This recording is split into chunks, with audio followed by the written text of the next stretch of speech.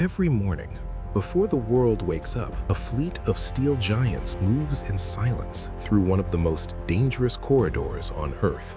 These are very large crude carriers, VLCC supertankers, each one longer than the Empire State Building is tall, each one carrying 2 million barrels of crude oil. The Strait of Hormuz, 21 miles wide at its narrowest navigable point, and through it, every single day, flows 20% of the entire world's oil supply.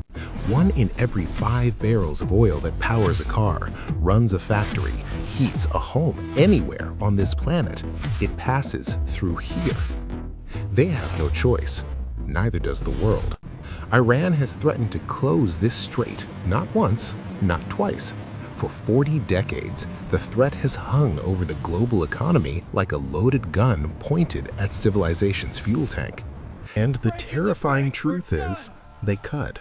Not permanently, but long enough. Long enough to send oil prices spiraling past $200 a barrel.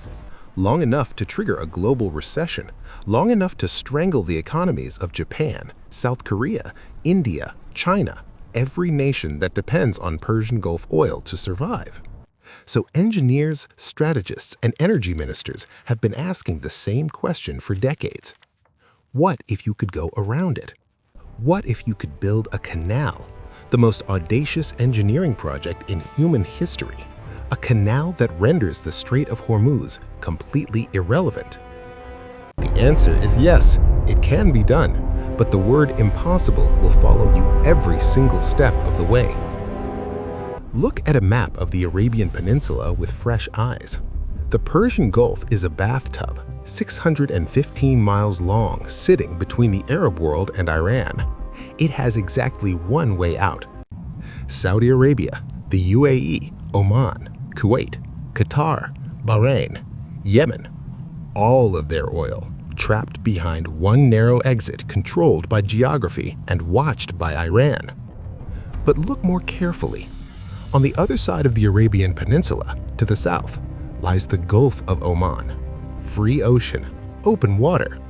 And separating the two, a strip of land in Oman, 350 kilometers. That is the only distance standing between the world's oil being a hostage and the world's oil being free.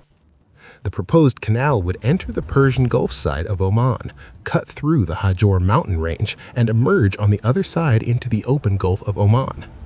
Ships loaded with crude oil would sail straight through, never coming within range of Iranian weapons. The concept is achingly simple. A straight line on a map, a shortcut that breaks a chokehold, an idea so obvious that engineers have been drawing it and discarding it for 40 years. Simple concept, the canal from the Persian Gulf to the Gulf of Oman. The execution? A different matter entirely, because standing between that line on the map and reality are the Hajor Mountains of Oman. The Hajor Mountains are not the Himalayas. Their highest peak reaches just over 3,000 meters, but they don't need to be Everest to be impossibly difficult to cut through with a canal. The Hajor Range is made of ophiolite, some of the oldest and hardest rock on Earth, thrust up from the ocean floor hundreds of millions of years ago. It doesn't yield to machines. It destroys them. A very large crude carrier, a VLCC supertanker, sinks 22 meters into the water when fully loaded. The canal channel needs to be at least 25 meters deep and 400 meters wide. Cutting that channel 25 meters deep, 400 meters wide, through 350 kilometers of ancient hard rock would require more excavation than every other major project in human history combined. Engineers estimate the excavation alone would require the equivalent of detonating a small nuclear device's worth of energy in directed, controlled demolition every single day for 8 to 10 years. Engineers would face a choice with no good answer. Go through the mountain, blasting, tunneling, grinding, or go around it, extending the route to 400, maybe 500 kilometers. That would make it nearly 6 times longer than the Panama Canal, the largest single excavation project any human civilization has ever attempted. And all of this before a single piece of concrete is poured, before a single lock is built, before the water is even brought in. $200 billion. That number sounds absurd until you start breaking it down. Then it starts to sound like an understatement. The Panama Canal expansion cost $5 billion. The Suez Canal expansion, $8 billion. The Three Gorges Dam, the largest hydroelectric project in human history, cost China $31 billion. Excavation alone, just the removal of rock and earth, would run between $50 and $80 billion, and that assumes no geological surprises. No honest geologist would guarantee that. Then comes the concrete lining. The porous rock of the Hajor region would drain an unlined canal dry. Every single meter of 400 kilometers needs reinforced concrete walls and floor. Cost $20 to $30 billion. Then the locks. Panama's new expanded locks cost $3.5 billion, and they handle ships much smaller than VLCCs. The Hormuz Canal locks would need to be bigger, multiple sets of them. Then water. Panama has the rainforest. The Omani interior gets less than 100 millimeters of rain a year. There is no lake to tap.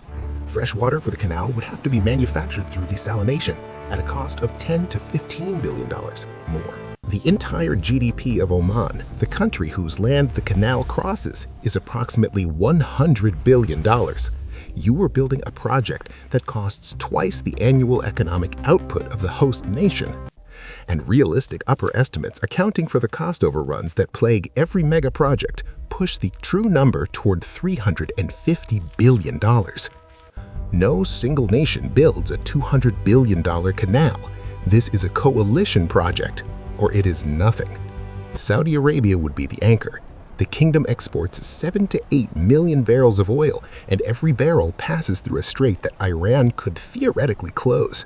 No one has more to gain. No one has more cash to spend. The UAE would be a close second. Abu Dhabi's sovereign wealth funds manage $700 billion, and the UAE already operates a bypass pipeline, proof that the concept works at small scale. Oman is the essential partner. Without Omani territory, the canal does not exist. The Sultanate has a unique diplomatic role. It maintains relations with both Iran and the Gulf states, and has served as a back channel between Tehran and the West. The United States brings strategic interest. America spends $80 billion a year maintaining military presence in the Middle East, much of it to protect this exact shipping lane. A one-time investment that solves the problem permanently might look like a bargain. China is the wild card, the world's largest oil importer. The Belt and Road Initiative has spent hundreds of billions on global infrastructure. A canal securing China's energy supply chain is exactly what the BRI was built to do. The financing structure. Saudi Arabia, $60 billion. UAE, $40 billion. An international consortium. The US, China, Japan, South Korea, India, $60 billion. Development banks, $20 billion. Oman, $10 billion in land and facilitation. Private capital, $10 billion. What makes it coherent financially? Toll revenues. Whoever controls the route controls the toll. And that truth is as old as the Suez Canal itself. A supertanker pays up to $500,000 to pass through Suez, and operators pay it willingly because the alternative, sailing around Africa, costs even more. The Hormuz bypass canal would offer something Suez never could: security. A route with zero geopolitical risk premium. Insurance costs alone would plummet for every tanker that chose to use it, at $1 million per VLCC transit, handling half of current Hormuz traffic. The canal generates $3 to $4 billion in revenue every single year. Over 50 years, $150 to $200 billion back. The math works. Not in 5 years, not in 10, but over the long arc of history, it works. This is infrastructure logic. The same logic that has kept the Suez Canal earning revenue for 155 years. Now, the decade of construction. The consortium is formed, the money is secured, the treaties are signed. The year is 2026. The first bulldozers roll. Years 1 and 2, pure preparation. No digging yet. roads built into wilderness, worker camps housing 100,000 people constructed in the desert, power lines run for hundreds of kilometers. The project doesn't dig a single meter of canal and still spends $10 billion. Years 3 through 6, excavation. The brutal heart of the project. The largest excavation equipment on Earth, operating 24 hours a day, 7 days a week, simultaneously from both ends and multiple inland points. Tunnel boring machines? The same machines that dug the Channel Tunnel under the English Channel, pressed into service in the mountain sections, grinding through ophiolite 24 hours a day. The noise, the dust, the controlled explosions powerful enough to be felt on the surface kilometers away. Rock removed by the billions of cubic meters, creating artificial mountain ranges of rubble that permanently reshape the Omani landscape. Years 7 and 8, concrete lining. Slower, more precise. Crews working behind the excavators, section by section, pouring reinforced concrete walls and floor. The concrete required represents a significant fraction of the entire world's annual cement production. Simultaneously, the locks. Massive bathtubs, hundreds of meters long, dozens of meters deep. Steel gates weighing thousands of tons that must seal perfectly and open reliably for decades. The largest lock structures ever built by human hands. Years 9 and 10, flooding and testing. The canal is filled, one of the largest controlled water releases in history. Empty vessels test the locks, then progressively larger ones. The systems are checked and rechecked. And then, sometime in the mid-2030s, a supertanker loaded with 2 million barrels of Saudi crude sails slowly into the entrance at the Persian Gulf end and begins its journey to the other side. 10 years, 100,000 workers, billions of tons of rock, and a project that cost more to build than any structure in human history. Done. A functioning bypass canal surgically removes one of the most powerful strategic cards Iran holds. This is not a minor inconvenience. In Iranian eyes, it is economic warfare. Phase 1. Iran challenges at every multilateral forum. The United Nations, the International Maritime Organization, objections raised, historical territorial claims invoked, legal challenges filed. Iran is skilled at using international institutions to slow things down. Phase 2. Proxy pressure. A construction site employing 100,000 workers across hundreds of kilometers of remote terrain is vulnerable. Iran has networks, and those networks have options. Phase 3. Escalation brinksmanship. As the canal nears completion, Iran faces an existential question. Do we let this happen, or do we act to stop it? Military action would risk confrontation with the United States and with China, both of whom invested billions. The deterrence gamble. By the time Iran reaches Phase 3, the project will be too far along, too well defended, backed by too many powerful nations to stop.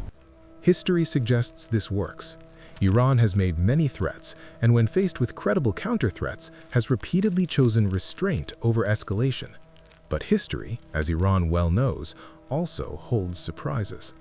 The canal's backers are betting that Iran's rational self-interest will prevail. That is a very large bet, placed on a country with a 40-year history of defying conventional strategic logic. The canal opens, tankers flow through it. What changes? Almost everything. And nothing simultaneously.